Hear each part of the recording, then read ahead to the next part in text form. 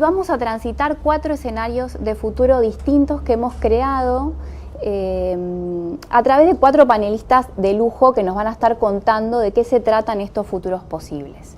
¿Sí? Una de las premisas principales para hacer este viaje al 2045, o sea, 21 años hacia adelante, vamos a viajar de la mano de estos 4 especialistas de lujo, entonces, pero necesitamos algunas pistas para hacer este viaje. Una de las primeras pistas es que el futuro no es único y lineal, sino que es múltiple y es incierto, ¿sí? Esta premisa es importante para poder hacer este viaje y comprender, ¿no? Otra gran premisa del pensamiento del futuro es que el futuro no existe y que lo creamos, lo co-creamos. Entonces, a medida que fuimos avanzando en el proceso de diseño de futuros, nos fuimos adentrando en comprender cómo la evolución tecnológica impacta en cómo trabajaremos y en cómo trabajaremos impacta en qué habilidades necesitamos desarrollar. Entonces, estos escenarios se enfocan y se centran en el trabajo, en la evolución tecnológica, en cómo trabajamos y en qué habilidades necesitamos desarrollar para prosperar y evolucionar, ¿no? en cada uno de estos. Los escenarios de futuro son herramientas muy poderosas que nos ayudan a comprender justamente cómo podría ser el futuro, partiendo de la premisa de que no existe un único futuro posible, sino múltiples posibilidades de ocurrencia. Entonces, los escenarios son formas en que el futuro podría ser, a partir de ciertos elementos que se combinan. En este caso, para nuestra investigación y nuestra exploración, evolución tecnológica, mundo del trabajo y desarrollo de habilidades. Entonces, los escenarios nos cuentan historias distintas de distintos futuros posibles, entre positivos y negativos y atípicos, de cómo estos elementos se combinan para crear distintos mundos posibles. Los escenarios que vamos a ver no son estados verdaderos, sino formas del que el futuro podría ser que nos invitan a tomar acción en el presente. El pensamiento y el diseño de futuro tiene un basamento muy importante y que es un pensamiento-acción, es un pensamiento para la transformación en el presente. ¿Sí? Hacemos este viaje al 2045 para generar acción y transformación en el presente y crear el mejor futuro posible. ¿Sí? Yo me inspiré en los arquetipos de Jim Dator, es un futurista que trabaja con la metodología de arquetipos de futuro, y un arquetipo podemos llamarlo como un imaginario, ¿no? Una representación de los imaginarios colectivos respecto del futuro. Entonces, automatización avanzada, cyberpunk, ecotech, astropreneurship. Este futuro donde empezamos a automatizar cada vez más y más cosas, y si lo llevamos al extremo realmente automatizamos todo lo que sea manual, de procesos, repetitivo, y simplemente queda espacio para el arte creativo, para el ocio. Yo creo que se sentiría un poco como esos días donde tenemos la agenda vacía, donde nada nos invade y somos nosotros mismos con el mundo, y a veces aparecen muchísimas preguntas sobre qué tenemos que hacer, qué podemos hacer, qué valor podemos generar, y hay que llenar de color el día. Creo que así se va a ver el trabajo en esta época.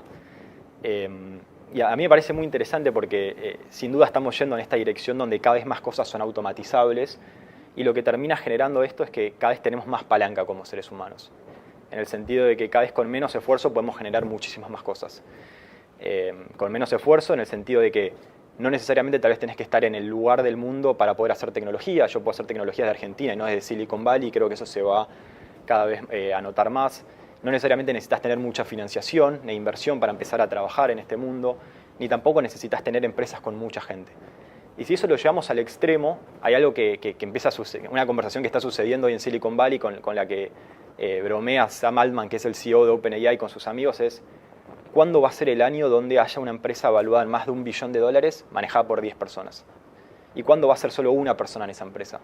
Y creo que eso muestra un poco esta idea de cada vez podemos hacer más con menos, al nivel de que tal vez en 21 años haya una empresa, un unicornio, que solo tenga una persona en esa empresa, donde sea esencialmente esa persona expresando, digamos, su creatividad, y luego un montón de sistemas autónomos haciendo que la empresa funcione. Y eso para mí es bastante fascinante, porque lo que empieza a abrir la pregunta, y tal vez es la pregunta de la audiencia, es ¿qué aporte creativo nosotros podemos hacer al mundo en ese escenario? ¿No es cierto? Si ya nada de esto manual, repetitivo, procedural hace sentido, porque hay un sistema que lo hace de forma más eficiente, ¿qué queda para nosotros? ¿Y qué queda para uno mismo? ¿No es cierto? ¿Qué es lo que uno puede hacer que tal vez es una extensión de su cuerpo, cuál es el servicio o producto que es una extensión de uno mismo que puede ofrecer en este futuro. Y las únicas que podemos ver son las que ya están hoy por lo menos presentes o se están empezando a gestar. Y bueno, obviamente inteligencia artificial, que hoy está muy en alza, y todo lo que es inteligencia artificial generativa, ¿no? Que es como esta especie de bicho que genera cosas, que genera textos, que genera imágenes, que genera conversaciones. Luego todo lo que es la interacción humano-computadora, ¿no? Empezar a entender cuáles son como las redes neuronales y las señales nerviosas que tenemos en el cuerpo y cómo eso se puede empezar a modelar y podemos empezar alguien de externo puede empezar a entender lo que nos está pasando por adentro. Todo lo que es biotecnología, ¿no? Los avances de biotecnología. Digamos, no sé cuál debe ser la métrica, pero probablemente todas las personas que hayan hecho deporte, que tengan más de 60 años, tienen problemas en las rodillas. Y digamos, si empieza a avanzar la biotecnología, empieza a destrabar un montón de salud, que es súper interesante también, y empieza también a cambiar industrias que hoy tal vez tienen como una fecha de expiración porque tu cuerpo ya no las puede soportar, como por ejemplo el deporte. Bueno, tal vez un futbolista en el 2045 tiene 45 años y está jugando en el Real Madrid, por decir algo. La idea más interesante es para perdurar en el 2045 y posicionarnos bien es tener esta noción de poder combinar skills que sean necesarios hoy frente a skills que sé que van a estar en de acá a 21 años. Y creo que ya hay ejemplos hoy día pasando de gente que está haciendo eso. Yo creo que eso hoy ya es relevante. A ver. Un par de ejemplos son, por ejemplo, acá en Argentina tenés a Pierpaolo Barbieri, ¿no? Que acaba de levantar una ronda de inversión enorme, la más alta en América Latina en los últimos 3 años, y maneja una empresa de tecnología siendo historiador. Entonces ahí ya tenés un liderazgo donde es alguien que tiene una formación muy fuerte en humanidades, que comprende bien los procesos que funcionaron y no funcionaron en el pasado, que comprende muy bien los sesgos de las personas y combina la tecnología para generar algo disruptivo. Tenés a Paul Graham también, quien fundó Y Combinator, que es el fondo de capital de riesgo, uno de los más grandes de Silicon Valley, donde pasaron empresas como Rappi, como Android, como Dropbox y demás, que es filósofo. Es filósofo y también estudió ciencia de la computación.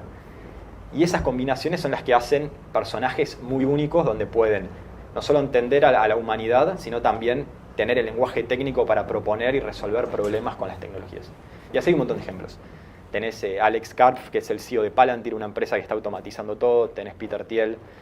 Entonces, quizás mi mensaje en marco de habilidades es aprender skills técnicos que te mantengan en movimiento hoy día, porque el movimiento da información, pero no es apegarte mucho de lo liberal, de los artes liberales me refiero, de las humanidades, de las ciencias del comportamiento, porque eso es lo que va probablemente a perdurar de acá a 21 años. Eugenio, ¿y cómo es tu día en el 2045? ¿Mi día personalmente o...? Tu día personalmente, ¿cómo es? Vos como habitante de este futuro. Y yo todavía creo que estoy en ese proceso de descubrimiento, entender cuál es mi aporte creativo en el mundo. Creo que todavía estoy muy invadido de tareas repetitivas y no me la atrevo mucho a esta pregunta. Bien. Pero probablemente sea bastante más alejado de la tecnología de lo que soy. Como que va a ser más usar la tecnología como un medio para un fin, pero como voy a estar viviendo, como casi todas las tareas para las cuales hoy utilizo la tecnología van a ser automatizadas, probablemente viva más en el mundo físico, más con personas, más con lo que si fuesen animales, más, más en el mundo físico y no tanto en el mundo virtual. Eso es como me veo yo. Excelente, excelente. Bueno, vamos a completar el primer form, ¿les parece? Esto es, como contaba Mariela al inicio, es muy dinámico y vamos a transitar cada uno de los escenarios y a medida que vamos transitando cada uno de los escenarios, ustedes van a ir completando un formulario que va a aparecer ahora en pantalla y mientras vamos a seguir conversando.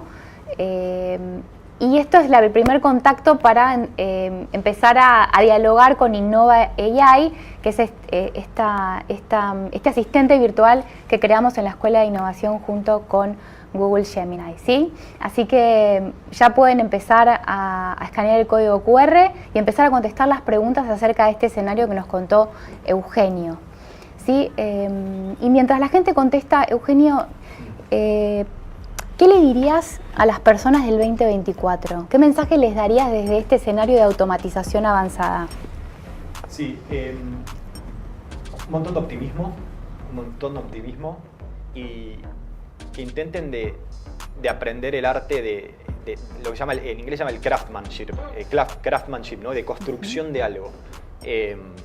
Como que aprender a construir algo y hacer un aporte creativo, y creo que eso va a ser lo que va a hacer trascender a las personas, porque todo el resto de procesos y de cuestiones automatizables van a ser automatizadas y va a quedar solo lo creativo, y más vale llegar temprano que tarde, porque también probablemente sea lo que más le dé placer a uno, ¿no? Expresar lo que uno es y lo que uno trae acá al mundo, y que tiene mucho más de ocio que de negocio, en mi opinión.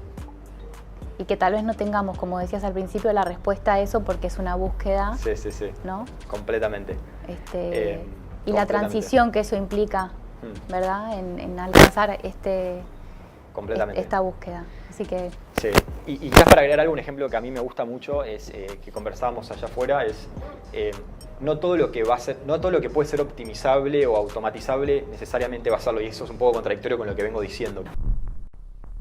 Bueno, este escenario que me han propuesto, la verdad me parece muy interesante, porque estamos hablando desde una perspectiva distópica, es decir, de todo lo que estamos viviendo ahora, ¿qué podría pasar en el 2045 que nos lleve a un lugar donde la tecnología, más que ayudar, termina cercenando libertades?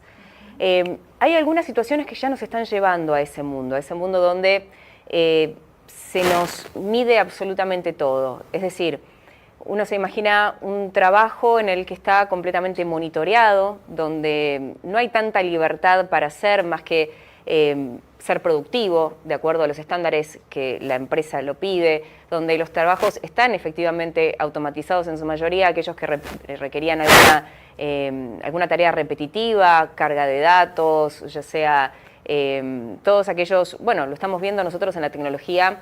En el momento en que antes teníamos una persona respondiéndonos en atención al cliente, y ahora tenemos un bot que utiliza inteligencia artificial. Entonces, todos esos trabajos que se fueron perdiendo y que generaron en este escenario distópico del 2045 que mucha gente se haya quedado sin trabajo, que no se haya podido reinventar. Aquellos que lo hicieron, como no tenían las habilidades o los skills necesarios para poder seguir inmersos en el trabajo corporativo, terminan generando primero, pocos ingresos, una mala calidad de vida, una brecha cada vez más grande entre los que más y los que menos tienen. De alguna manera es un escenario que hemos visto en películas donde decís, bueno, la tecnología en un momento se anunció como que iba a ser un proceso de salvación para no trabajar tanto, para no tener que hacer aquellas tareas que nos extenúan tanto mentalmente como físicamente, y finalmente terminó siendo una herramienta más para tenernos dentro del carril. Y cuando me refiero al carril, me refiero a, fíjate cómo, de alguna manera, a ver, me gustaría plantear las cosas que estamos haciendo ahora que nos están llevando a un futuro distópico. Bien. Y aquellas que, si a mí me dicen, voy a poner una cámara de seguridad en la calle, yo pienso, lo primero que pienso es, ¿me están vigilando o van a poder atrapar así a las personas que cometen ilícitos? Entonces vos ya estás dando, es una libertad tuya, que es el poder caminar por la calle sin que nadie te registre mientras lo haces. Bueno, yo creo que en ese futuro vamos a estar dando cada vez más reconocimiento facial, escaneos del iris, la huella, todos nuestros datos. Vamos a estar comprando, hay inodoros inteligentes. Ahora a la gente no le molesta que haya algoritmos para personalizar la publicidad y uno tener una experiencia más personalizada y atomizada, ¿no? Porque también es cierto, vamos cada vez más, nos estamos cerrando cada vez más en nosotros mismos, por eso nos cuesta tanto mantener una conversación con alguien que piensa distinto. Entonces, ese algoritmo lo que está propiciando claramente es no solo que las relaciones después sean más difíciles, sino que además yo voy a estar consumiendo y dando cada vez más datos para que me den lo que yo quiero, o lo que yo creo que quiero, o lo que el algoritmo termina haciendo que me guste también, ¿no? Porque claro, es un poco eso. Por herramientas de publicidad, te digo, nos están analizando todo. Comparto mucho con lo que dijo mi compañero acá, con el tema de... Vos ya sabés qué es lo que estás necesitando ahora para ser útil en el mercado laboral. Pero hay ciertas cosas que son base a todo. El pensamiento crítico, la lógica, la sensación, la búsqueda de justicia que hay inherente en el ser humano. Eso va a ser recontra necesario para poner a prueba todo aquel intento de la tecnología de monopolizar y de tal vez deshumanizarnos. Entonces, el pensamiento crítico va a ser importantísimo. Después, la capacidad de socializar, que no se puede perder. La capacidad, el hombre es un ser de comunidad, así ha subsistido y va a seguir subsistiendo así, porque siempre en algún momento, incluso aquellos que más quieren estar solos, en algún momento se necesita sentirse que uno no está realmente solo en este mundo, porque obviamente tenemos toda una cuestión existencialista, ¿no? Vamos a tener que trabajar mucho en lo que nos hace a nosotros como seres humanos, que es lo que ponemos como importante. Porque si seguimos en este tren bastante superficial de querer agradar todo el tiempo y de querer puntuar y de que todo es vivir para el otro o vivir para la escena pública, no vamos a llegar jamás a un buen puerto. Y por otro lado, tampoco dejarnos de alguna manera hacer creer que vienen a salvarnos. Nada viene a salvarnos, más que nosotros mismos, al final de cuentas, y de la comunidad que formemos. En el 2045 logramos un equilibrio entre la sostenibilidad y la tecnología. Bien. Algo que en el 2024 todavía nos daba tal vez un poco de miedo, sobre todo a quienes pertenecíamos al movimiento ambiental, la idea de que la tecnología podía llegar a desarrollarse tanto y lo que implicaba tal vez que pudiera suceder eso por el acceso al litio, por ejemplo, para las baterías, nos daba miedo. ¿Qué va a pasar con la naturaleza si la tecnología avanza? ¿Avanza a qué costo? Entonces, desde el 2045 les cuento que logramos solucionar muchos de los desafíos a los que nos estábamos enfrentando en ese momento y que pudimos encontrar esa armonía para poder vivir en el planeta Tierra, sin destruirlo, ¿no? Pero al mismo tiempo utilizando... Desafío, ¿no? Tal vez hay un futuro que está bueno. Tal vez hay un futuro en el cual la tecnología de verdad es una herramienta que puede estar al servicio de la humanidad y de la naturaleza para solucionar muchos de los problemas que tenemos hoy en día. Pensemos que muchos de los problemas que tenemos hoy, la triple crisis planetaria, pérdida de biodiversidad, cambio climático, contaminación, son problemas que generamos los seres humanos, no son problemas propios de la naturaleza. A través de nuestra acción hemos llevado al mundo a un estado crítico. Bueno, somos también quienes podemos buscar y encontrar las soluciones. Para lograr llegar a un 2045 en armonía con el ambiente, tuvimos que mirar a la cara los problemas que teníamos en el 2024. En el 2024 estábamos viendo, como les decía, una triple crisis planetaria que implicaba, por ejemplo, una contaminación por plásticos creciente y ridícula. Los seres humanos creamos el plástico para solucionar algunos problemas, pero empezamos a abusar de su uso y de repente llenamos los océanos de plásticos, la naturaleza de plástico, y no teníamos cómo gestionarlo. Y tal vez en algún punto no estábamos poniendo tampoco los esfuerzos para poder encontrar esas soluciones. Tuvimos que entender que teníamos que también cambiar nuestra forma de consumo. Bien. Cambiar nuestra forma de consumo, tomar conciencia y colaborar, cooperar. Entender que la problemática ambiental es global, que no conoce de fronteras y que por lo tanto había muchos países, muchas comunidades viviendo los mismos dramas, los mismos desafíos y buscando por separado soluciones. El gran valor que tuvimos como humanidad fue entender que teníamos que empezar a cooperar y también entender a la cooperación como una forma, vamos a decir, de competencia sana en la cual nos vamos empujando, nos vamos impulsando para poder llegar a resultados mejores, más eficientes, pero donde el ego empieza a estar un poquito de lado. Ya no importa el personalismo, la persona que encontró, que descubrió, sino que entendimos que era por el bien de todos y de toda la humanidad, y ahí el cooperativismo entre distintas culturas, entre distintos países, hizo que pudiéramos lograr estos resultados. Ahorramos tiempo, porque éramos muchas personas buscando las mismas soluciones. Bueno, la comunicación es fundamental. La comunicación, por un lado, como herramienta de cambio y de toma de conciencia. Algo que sucedía en el 2024, en los primeros 20 años de este siglo, es que faltaba información. Faltaba que hubiera personas que comunicaran lo que estaba sucediendo, saliendo de las fake news, esto que mencionaban recién, como hablar con la verdad y tratar de encontrar a partir del discurso la generación de conciencia. Entonces, por un lado, esa comunicación para poder explicar, para poder... ¿Qué hubo que hacer? Hubo que desarrollar tecnologías que estuvieran puestas como decía antes, al servicio de solucionar esas problemáticas. ¿De qué manera? Por ejemplo, la inteligencia artificial para desarrollar sistemas de alerta temprana que nos permitan darnos cuenta de qué fenómenos climáticos pueden darse en distintos lugares del mundo para que nos podamos preparar y de esa manera salvar vidas y también salvar económicamente nuestros bienes materiales. En el 2024 no se estaba invirtiendo, por ejemplo, en la adaptación al cambio climático y en estos 20 años, hasta el 2045, se entendió la importancia de invertir en tecnologías que nos permitan adaptarnos al cambio climático para que esas consecuencias no fueran tan graves sobre la salud, la vida de las personas y los bienes materiales también y la naturaleza, ¿no? O sea, en esta transición del 2024 al 2045, ¿qué aspectos? Les diría que observen el mundo en el que viven y observen cuáles son las crisis que está atravesando. La crisis de los residuos, de los incendios forestales, de la contaminación, y empiecen a poner sus habilidades en esa dirección, viendo cómo pueden hacer y cómo pueden capacitarse para poder tener las herramientas para solucionar esos problemas.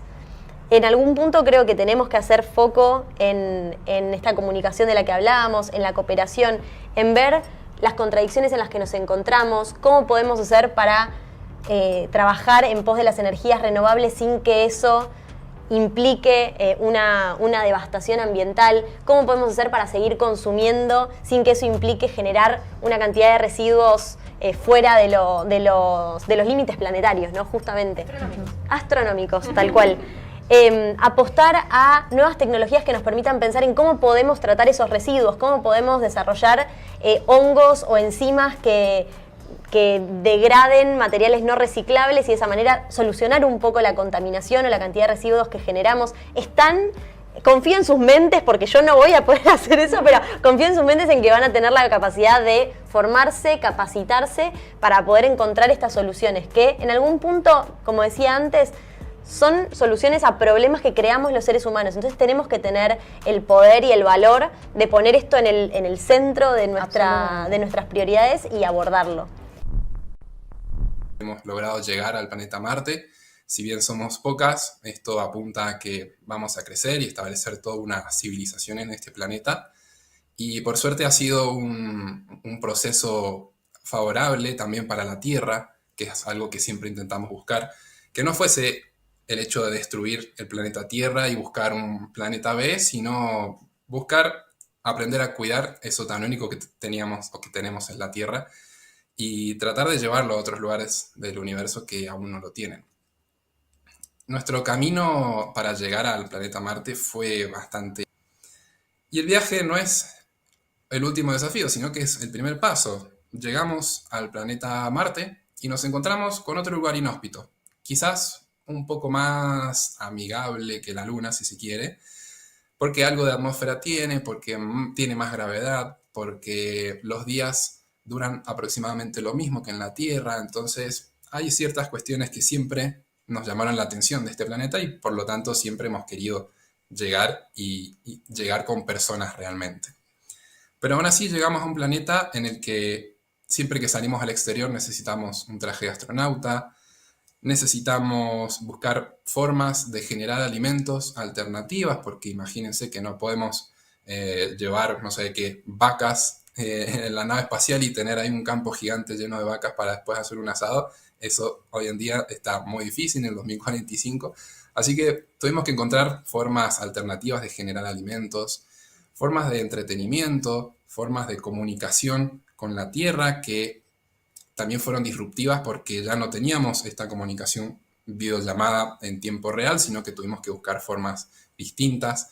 Tuvimos que mejorar las comunicaciones también entre Marte y la Tierra, pero aún así, como les decía, ya deja de ser un problema tan tecnológico, sino que realmente hay una cuestión física de que la velocidad de la luz ya es lenta para las distancias que estamos hablando. Entonces las señales de un internet interplanetario también son muy lentas y tardan en llegar. Cuando estamos en Marte, necesitamos que las personas vivan en estructuras, necesitamos que esas estructuras sean herméticas, porque si bien Marte tiene una atmósfera, no es la misma de la Tierra. De hecho, alguien sí o sí necesita el traje de astronauta, porque hay muy baja presión, porque no hay el oxígeno suficiente, porque las temperaturas son extremas también. De noche tenemos temperaturas bajo cero, y de día no llegamos a los 20 grados, entonces porque la energía es lo que nos mueve siempre y en Marte las formas de generación de energía son distintas a las de la Tierra, no tenemos hidroeléctrica, por ejemplo, la solar es muy tenue, entonces tuvimos que aprender a buscar otras formas de generación de energía. Por suerte avanzó un montón lo que es la fusión nuclear, así que gracias a eso también abastecemos muchas de nuestras estaciones, pero eso fue parte de lo principal. Y otro desafío muy importante que enfrentamos fue a nivel jurídico. ¿Y qué derechos tienen las naciones que están en la Tierra sobre recursos que están en Marte? Eso fue un debate realmente grande y que lleva también a una invitación que quiero hacerles, que es, empiecen a pensar todos estos planteos o cosas que podrían pasar a futuro